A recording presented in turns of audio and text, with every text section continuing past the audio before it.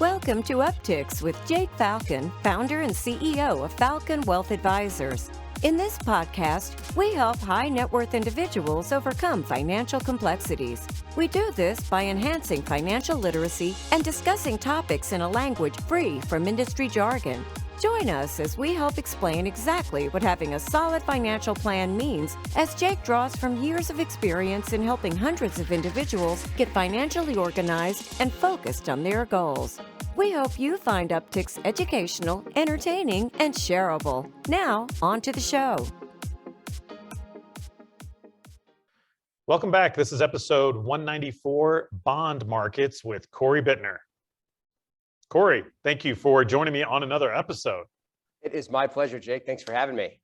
Yeah, I gave you a break last week. I had Matthew Tomlin on, who did a great job, by the way. I don't know if you've checked out that episode yet, but he's one of the a certified financial planner on our team, and we had a great conversation about asset consolidation. So if you're tuning in and you haven't watched episode 193 of Upticks, I encourage you to check it out. If anything, you get to know one of the financial planners on our team a little bit more as well. But Cory, what's new with you? What is new? Good question. We are just rocking and rolling. That's a good thing. You're painting your house. Cassie and I are getting our house painted. Yep. What color?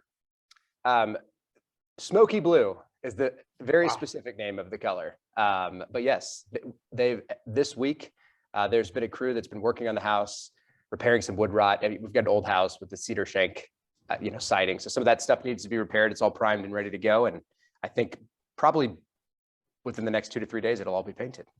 Oh, wow. I'm going to have to drive by. Now, smoky blue, tell me what that is in English. Is that light blue? Is that dark blue? Is it? Think like a neutral blue gray. Blue gray. Okay, cool. Gray's it is more like a gray, but it leans a little bit blue as opposed to it being like a light blue or real dark blue. And what color was your house? Beige. So it's a pretty big change, right? Do you like it so far? Have you seen any paint come on yet or no? No. Okay. Like everything's ready. They were trying to get it all done before the weather, give it a few days and then come in and paint. So I'm sure we'll like it. Well, when I had my great room redone, most of the work and the time was in the preparation. Preparation. I got you. Preparation. I like that way better. That works too. Preparation. So preparation. And then they painted. It was actually relatively quickly. I think that's the most important thing. So, anyways, thank you all for tuning in this morning or today, or this evening, whatever time you're watching. Cory and I are recording this on a Friday morning.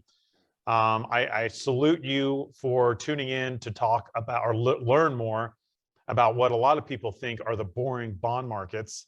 But bonds are a very important piece of a well-diversified portfolio, particularly for a retiree or someone approaching retirement. So that's what we wanted to talk about today. We wanted to talk about what bonds are and why they're important. I want to talk about the yield curve, and I want to talk about why they play such a role in the portfolio and how to think about them in there. And so we'll kick it off. But first, real quick, again, thank you for tuning in. If you haven't already subscribed to our YouTube channel, Falcon Wealth Advisors Collective, I do encourage you to do so. And if you're not subscribed to my podcast, Upticks, please do so. And if you want to give it a 5-star or a thumbs up rating, that would be greatly appreciated as well. Cory has his own show called In the Money Insight that kicks out every week as well.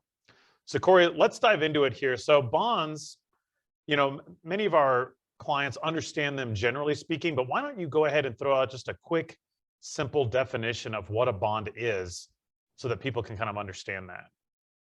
A bond is a debt investment or a debt instrument. Sorry, it's too technical of a way to describe it. Yeah, simple. When you buy a bond from a company, let's just use a corporate bond as an example, you are buying debt. So you're lending money to the corporation or the government. If it's a government bond, they're going to give you a rate of return or an interest rate, a coupon payment. Basically, you're lending money to an institution that's going to pay you interest for that money for a predetermined period of time. Right. So I think you got close. Yeah, it's a loan. It's a loan. A bond is a loan. And so instead of you borrowing money, you're lending money.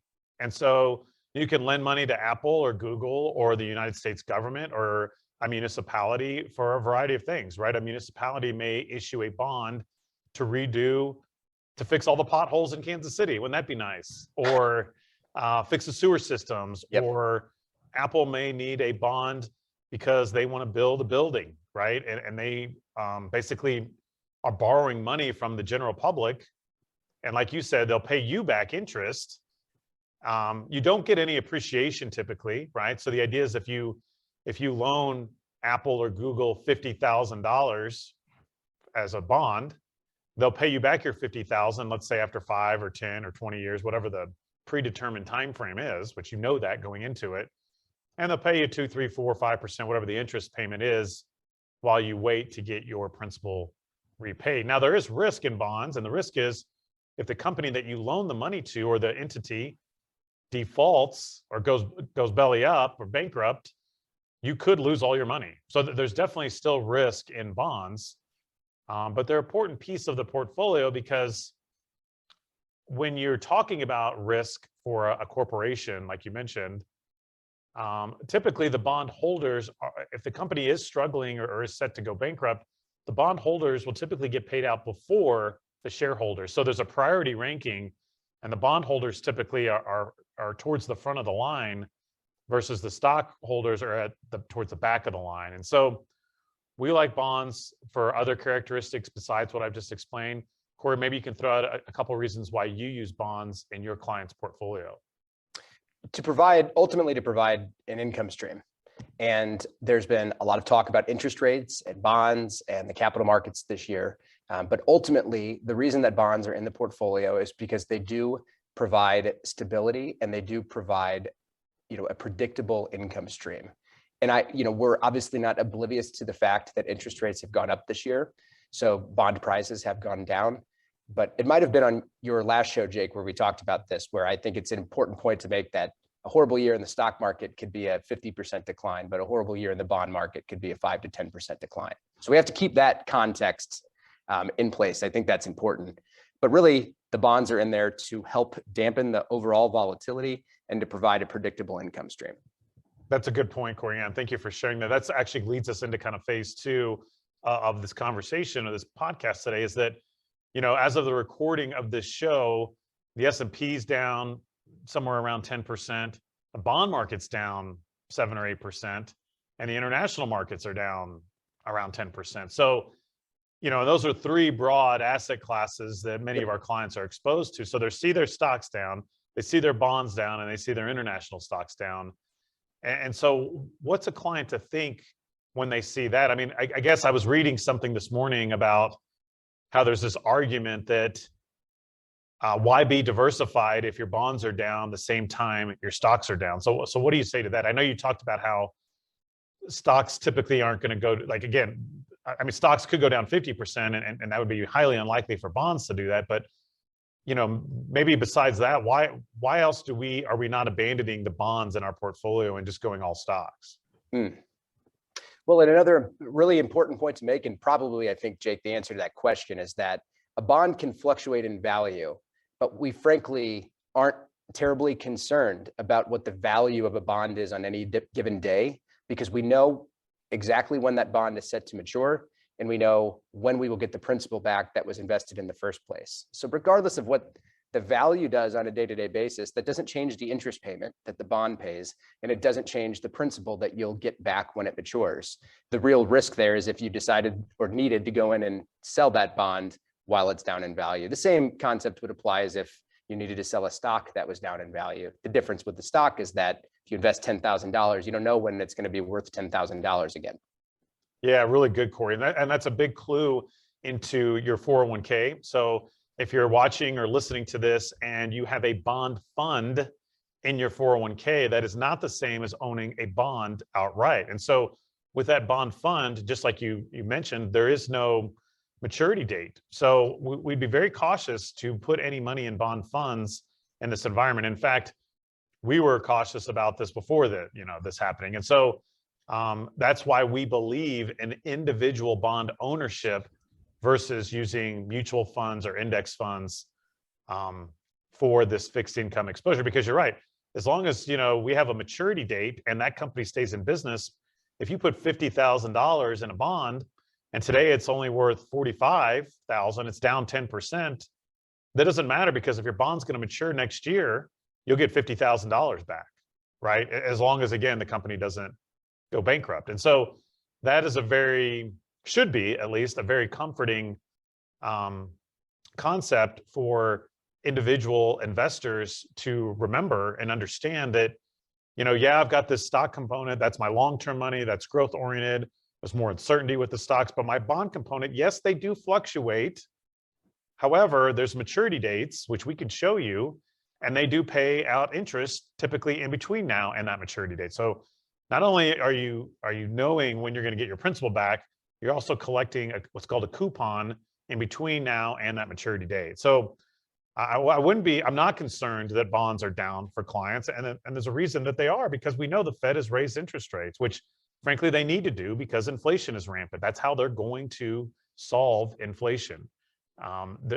History has told us that typically is the best way to dampen the blows of hyperinflation. So they've got to raise rates. It's time, and it's okay.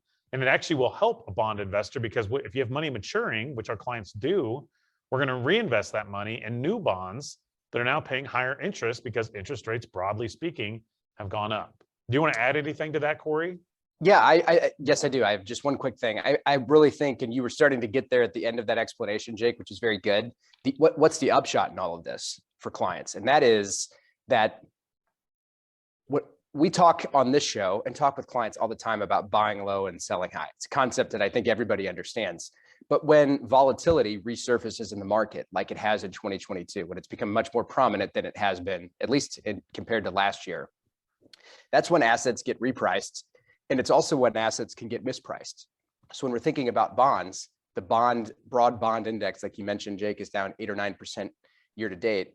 That is when opportunities start to present themselves. When we are actively going and buying bonds for clients, there are opportunities that present themselves to provide more income for our clients than existed for our clients 6 months ago. Right. So we can take advantage of the mispricing from certain asset classes like bonds, or very specific parts of the bond market, because it's a huge beast, right? It's much larger than the stock market is. But there are opportunities to take advantage of mispriced assets in the bond market, just like there are in the stock market. Right. And if we can go buy a bond and lock in, we can't really do it today, but it's probably coming. If we can go lock in 6 or 7% in a bond, we're going to go lock that in for 10 or 15 years. Why wouldn't we? Especially because many of our clients' target returns are 6 or 7%. So if we can go get that in a bond, and then not have to worry or lean on the stock market as much, that's ultimately going to help our clients' financial plans become that much more solid. Now, again, there's still going to be risk, but I love the fact that if I can go get 5, 6, 7% from a bond, I'll take that all day long. And that's what you're saying, and that's what's happening, and that's what's coming, and that's what's exciting. Now, we do what's a very common strategy with our bonds is called laddering. And basically what that means is that our bond maturities stagger, right? So we might have one in 1 year, 2 years, 3 years, 4 years. And traditionally, we used to use a 10-year ladder. Cory, maybe you can comment on the length of the ladder that we're implementing now for our clients as we invest new capital when it comes in. Sure. So we have the traditional 10 years that you mentioned, Jake. What we've done is we've just shrunk, or we've shortened that ladder, with the idea being that interest rates are moving higher. We don't want to lock up too much capital for too long for our clients. If rates are going to continue to move higher, we want to, stay nimble and flexible in that piece of the portfolio. So what we've done is, if you were coming on board as a new client today of Falcon Wealth Advisors, and half of your portfolio is going to go into bonds, roughly half of the piece going into bonds is going into treasury bonds that mature within the next, really 2 to 3 years or less. And then the other half of the money is going into investment grade corporate bonds, which we can get into here in a moment, the delineation between credit ratings, but investment grade corporate bonds that mature in 3 to 5 years, maybe even out to 6 years. So we've really shortened the ladder. So we have principal coming due much sooner for clients that we can reinvest as higher rates as they move higher. Right, exactly. And so now what about current clients? Are they just screwed? No, they're not. They're not. As they have bonds that are maturing, All of the time bonds that were purchased years ago, we're able to do the same thing. So we're keeping the maturities shorter when we're reinvesting capital in new bonds for existing clients too. Right. And so we're just going out 5 or 6 years for our current clients as well. Yep. Right. So Exactly. good. So again, they may have started with a 10-year ladder and maybe they've been a client for 3 years. Well, the good news is they have money coming due every year. And rather than just go out 10 years, we're just shortening that ladder for them as well. Now, a quick side note, something that's been a little frustrating for some clients is that preferred stocks have also come down in value. Now, they're not bonds, so it's not really pertinent for the topic of today's show, but I think I'd be amiss if I didn't bring them up. And so with preferred stocks, Cory, there typically is not a maturity date. So the reason, though, that we like preferred stocks is they're not as risky as common stocks, but they're not as low yielding as bonds. So they pay more than a traditional corporate bond, but they don't really have as much risk as a stock. Now, those yields are still, what are they yielding? Around 3, 4, 5% for many of them, Cory, maybe even higher? Yeah, they're in fact, I saw recently that there were preferreds that one of the biggest banks in the country issued that actually that start with a 6. Yeah, so around 6, you can even get maybe 6%. Now, we traditionally, many of our current clients own a lot of preferred stocks, and we're not buying them as readily yet for new clients, but we definitely will, I would assume, again at some point. Now, if you're a current client, though, and you own a preferred stock, I don't want you to be concerned because those values have come down as well. But again, just like the bond, they're still paying you good interest. And in fact, we like the interest that they're paying. And it's okay because it's what's called perpetual. So it's just going to keep paying you the interest. And I used a good analogy. I thought it was a good analogy for a client yesterday, actually, about this. They said, hey, I noticed that my preferreds are down quite a bit. Do you mind commenting on that? And I related it to, just imagine that you were a landlord of an apartment building or just an individual home. And the issue I have with the real estate market is that they don't really publish what your house or your property's worth on any given day like they do in the stock market. So, but my point is, as long as you have good tenants and they're paying you rent, you don't really care what your building's worth because you're not going to go sell it. And so that's really the way to look at a preferred stock is like, okay, they're still paying us good income, 3, 4, 5, 6%, whatever it is. Yeah, the value's down, but you know what? We don't need to sell it today. That's the good news, is that's why we have bonds maturing. That's why we keep cash. We've got stocks that pay dividends. We've got other instruments that we can sell if we do need to liquidate something, that we're not beholden to this one asset class that happens to be temporarily down in value, with the hope is that it recovers. And again, in the meantime, it's paying you interest. So again, just like all these landlords out here, if you couldn't sell your apartment building because nobody's willing to buy it, do you really care? As long as you've got 100% occupancy, you don't really care, right? Yep. So, if I may, Jake, just to add to that, sure. because I've done a lot of research on the credit side of the portfolio and looking at preferred specifically. I also think it's worth noting that you talk about how some preferreds have a perpetual lifespan, like you mentioned before, maybe not some specific maturity dates. Some of them do have maturity dates also, but a unique feature of preferreds is that a number of them have call dates or callable date, which means whatever institution issued that, whatever bank in the United States issued the preferred, once a certain date comes around, which for most of them is in the next 2 to 3 years, is when the issuer has the ability to call those preferreds back, which is basically just returning the principal to the owner of the preferred. So the idea there is the institution would want to do that depending upon what prevailing interest rates in the market are doing and what broader financial conditions in the United States look like. So the idea is if a bank wants to shore up its balance sheet and doesn't want to have as much debt because financial conditions get tighter, they can call preferreds, issue the money back to the people that bought them so they don't have to continue making those interest payments. Right. And so that's actually okay, though, for us. Again, so if you get your principal paid back early, we'll just reinvest it in something else or do something else. So that's okay, too. That's a good point. So you mentioned this a little bit earlier, and I want to turn the dial a little bit more technical for some of our more sophisticated clients. I want to talk about the yield curve because I remember reading or watching or listening to something in the past where a lot of these macroeconomics, academics will say the bond market is really the true indicator of where the stock market is headed. And you can get this signal by the yield curve. And something that we pay close attention to, Cory, is that whatever a 2-year treasury bond is yielding and what is a 10-year treasury bond yielding. Now, under normal circumstances, a 2-year bond issued by the government would pay you less than a 10-year bond. And the reason is the government has your money longer in a 10-year bond.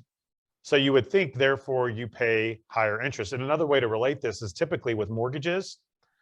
The mortgage rate, well, I guess it's a little reverse, but the mortgage rate on a 30-year mortgage, no, that's right, is typically higher Absolutely. than a 15-year mortgage. And it's the same concept, is that the bank is basically going to give you a better deal if you don't hold their money as long. And so it's a little reverse, but I think you get my drift. You get my drift there? I do. Okay, good.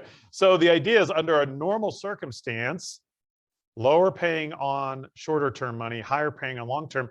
That is also a signal that we have an expanding economy, meaning that by having your money tied up longer, your money should pay you more because the economy is going to be bigger. And as a result, you get more interest. And so I'm trying to simplify this technical concept, but when that yield curve flattens or even inverts, that is a signal that we could be heading for a recession. And Cory, maybe you can elaborate on that a little bit. The recession part or the yield curve part? Or both. Yeah, okay. Maybe the flattening and the inversion. Yep, I think you just described it well, Jake, or the best you can. I know it's very technical. Yeah. The idea with the yield curve, right? It should slope this way. The longer you're willing to lock up your money, the more interest you ought to be able to earn. And I think it's an important point to make that when the Fed raises interest rates, the Fed doesn't control what the yield on the 10-year bond is. The Fed controls the Fed funds rate. That is a 24-hour overnight rate. Right. So very, if the Fed very starts lifting interest rates, but long-term rates stay flat, 10-year, for instance, that's when the yield curve starts to flatten, right? And that's what it looks like right now. It's very interesting to see. It's basically, over the next 2 years, we see the yield curve sloping up, and then the next 8 years after that, it's flat, which means it's not pricing in inflation beyond the next 2 years. There's not any growth expectations priced in beyond the next 2 years. It's just flat. So I think that's an important point to make. And when we talk about interest rates in the Fed, what they really can control, the market dictates the 10-year.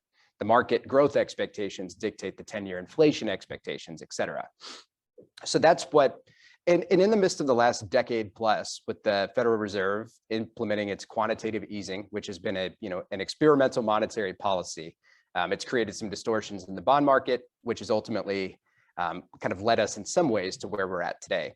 So what's interesting, I think, about right now, though, is the point that the market itself is not pricing in inflation or growth beyond the next 2 years. So that's, I think, a very critical point to make when people think are we going to have hyper runaway inflation for the next several decades? That's not what the bond market's telling us. But secondly, as far as a recession goes, the whole idea is if the yield curve inverts, short-term rates are actually higher than long-term rates. That's when banks are less inclined to lend money. It's when there's going to be less borrowing, and presumably the economy just starts to slow down. And that's usually when you would start to see an uptick in unemployment claims and jobless claims, et cetera. People start losing their jobs. Those are usually the indicators of when the market or when the economy may be headed for a recession. Right. So we pay close attention to that. Now, it barely inverted for a short time frame. I think you and I aren't counting that really. I mean, it was like a second or maybe a day or something. It was a blank. It was quick. But if we see that inversion happen, now again, just because we're going to potentially lead into a recession and maybe next year or the year after, doesn't mean also that you should go run for the hills and get out of the stock market.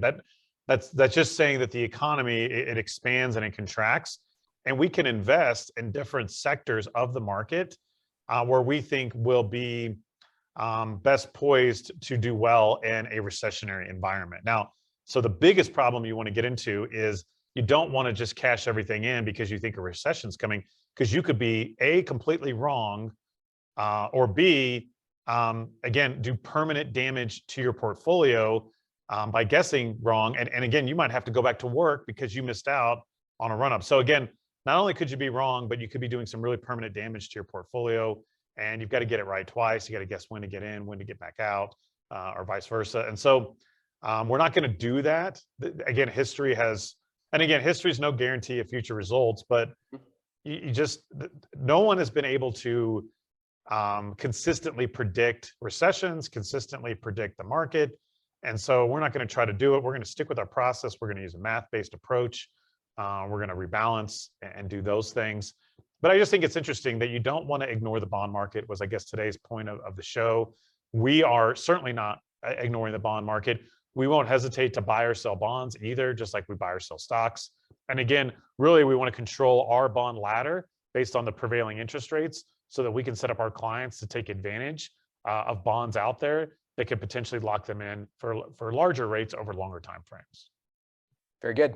And a big takeaway too is don't be concerned if your bonds are down. Again, as long as a company stays in business and you have a maturity date, you should be good to go. And so again, we're not concerned about it. We don't like it, but again, it's not something that's going to or should not disrupt the long-term projection of your financial plan, because all that's already built into our assumptions. We already know that the bonds are going to fluctuate. We know that going into it. So, and I can't drive home the point enough that, Jake, while we are always evaluating both the short term, but keeping the big picture and the long term in mind for clients, for someone like me that is doing research on the bond markets and credit, et cetera, when we see things play out the way they have this year, it almost starts to get exciting in a way, because this is when opportunities are really starting to present themselves. Back in 2020, when we had our COVID moment in March of 2020 and everything went haywire for a period of time, there were a ton of opportunities, we know, looking backwards now in the stock market, but there was also a lot of opportunities in the bond market. We bought bonds for clients during, that March to June timeframe in 2020, where we were picking up yields that were far above what the prevailing interest rates in the market looked like. And we actually benefited from some appreciation in those bonds, because timing, the whole idea is we were buying them low. So they're paying, the yield of the investment is higher, and we saw some appreciation. Now the appreciation piece is less critical because we know it's going to fluctuate up and down, and presumably we were going to hold the bond until it matures and get the principal back. But when we can pick up higher yields because of mispricing, that's going to help clients, it's going to help their performance, and it's going to help their long-term plans. Right. That's really good, Cory. Yeah, I appreciate that. And you're right. And that's why, frankly, that's why clients hire us to do this. And again, we're not day traders, but we're also not passive. We're not sitting on our hands just telling our clients don't do anything, like most advisors say, because there are things you can do. You just don't want to use emotion. You want to use math and logic, take the macro environment, and then go down and get tactical and make some good decisions. And that's what you and me and our team are doing for our clients. And again, that's why they hire us. That's what they pay us. But again, I don't think just sitting back in your bond mutual fund or ETF is a smart thing to do right now at all. Agreed. So. And perfect. the last point I'll make is, Go ahead. just with the rising interest rates, I've been telling some clients this, that my entire professional career, I've been waiting for higher interest rates, because I've been told the whole time that they've got nowhere to go but up, and they've done the exact opposite. Right. I understand what's unique to the current environment is that we have the inflation that we do, but I personally am of the belief that when we evaluate interest rates and what the Federal Reserve is doing, that, the Fed will jawbone a lot about what they're going to do, or they'll telegraph that, because the market has already done the Fed's work for it in some ways. The interest rates have been repriced already. So when the Fed raises rates in May at their next meeting, that's already baked into the market. Right. The market's already done their job for them. My point is, I think the idea of the Federal Reserve getting incredibly tight with financial conditions and, breaking the credit markets and sending the economy into a recession is not going to be their priority. I think they're going to be as dovish as they can be, while saying what they need to say to try to cool things down. Right. Perfect. Yeah, and that's another good point, real quick, to wrap up our show here, is that, so when the Fed raises rates in May, that everybody already knows that. So I don't want clients to think that, we need to go do something. No, it's already priced in, like you said. What happens is when the Fed does something that nobody thinks they're going to do, but the Fed has done a great job, in my opinion, of kind of telegraphing what their intentions are. And then that gets priced in basically immediately. So. Just a real quick off the cuff question though for you, Jake, about that, because I find this fascinating. For the last, 10 years, all of the governors on the Federal Reserve have been talking about how low inflation is such a problem, and how, there's all kinds of quotes. You could just, you could go look it up, of how many people have said that persistently low inflation is the biggest problem. And then inflation shows up, and then now the same people clamoring for it at the Fed are the people who are going to try to control inflation because it's too high. Yeah, I guess that's job security. It's a juggling act. I mean, low inflation is a problem and high inflation is a problem. I think you need to be in the middle. And so I think that's what they're getting at is that I would much rather have high inflation though than deflation, because deflation is really what shuts everything down and people stop spending money and then companies go to business and then it's just a bad spiral. So inflation's okay in moderation and in short bursts like we're having now, but hopefully things can kind of get under control and it can cool off a little bit here. Yep. Good. Well, thank you again for joining me, Cory. I know we're running out of time here, but do you have anything fun? We're recording this on a Friday. Anything fun planned for the weekend? Yes, actually, Cassie and I and some people from the team here are going to a charity walk tomorrow for a newly founded charitable organization that we've had an affiliation with. There's a trust company in the state of Kansas that we've had a partnership with that's launched a charitable endeavor. And this is their inaugural charity walk for special needs individuals. The Bloom and Grow is the name of it. And we're really excited about that. I've been excited to be a part of it. And I'm looking forward to seeing that event come together tomorrow because there's been a lot of work on the front end. Good. Yeah, that's awesome. Good for you guys. Hopefully you get nice weather. As of the airing of this show, you guys would have already had the walk and everything. That's good. I think I might need to finally upgrade my phone. We were just talking about that. I think this is the iPhone 8 and I'm having troubles. With it. So I think I might have to go brave that and maybe upgrade my phone. I've got some work to do over the weekend. I might try to squeeze around a golf in. So yeah, spring is here. There's some stuff I want to do around the house with Rachel. We might plant some flowers or some herbs. You guys ever do herbs? No herbs. We just did flowers last weekend though. Yeah, good. So we did an herb garden once before, kind of right outside our breakfast nook, which is kind of fun. But so we might get that going again this year, but we'll see. There you go. Flowers, new iPhone. Go stimulate the economy, Jake. Well, hopefully it's not too expensive. Yeah, hopefully not. So we'll see how that goes. But thank you again. Thank you all for joining us on the show today. As always, if you have any questions about bonds or inflation or your portfolio, feel free to send me an email. It's jake@falconwealthadvisors.com. Cory's is Cory@falconwealthadvisors.com. Thank you again, as always, for tuning in, and we hope you have a great week. Thank you for listening to Upticks. Click the subscribe button to be notified when new episodes become available. Also, be sure to visit our website, falconwealthadvisors.com, and click the Contact Us button if you'd like to meet with Jake and his team.